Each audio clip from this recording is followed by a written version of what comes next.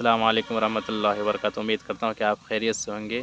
آپ کا ہمارے ایس اسلامک چینل پر خوش آمدید۔ میں آپ کو آج موقع خوبصورت پارک کا دورہ کرانے جا رہا ہوں۔ انشاءاللہ دکھاتا ہوں کہ یہاں کا پھول کیسا ہے۔ ماشاءاللہ دیکھیے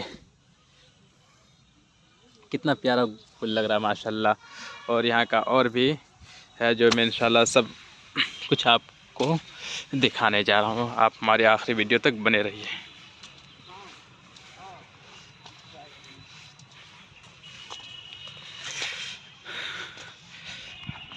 آج میرے دوست سبھی آئے ہیں ماشاءاللہ، لیکن وہ سب صرف ویڈیو اور فوٹو لینے میں مشغول ہیں، اور میں بھی تھوڑا سا ایک دو ویڈیو بنا لے رہا ہوں تاکہ کچھ یادگار بن جائے۔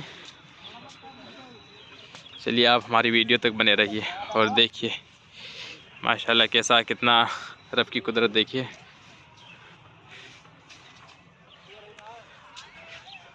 چلیے میں آپ کو چھوٹا چھوٹا پھول دکھاتا ہوں انشاءاللہ۔ ایک دم چھوٹا چھوٹا پھول دکھاؤں گا ماشاءاللہ، ایک دم خوبصورت لگے گا دیکھنے میں بھی۔ دیکھیے خوبصورت سا پھول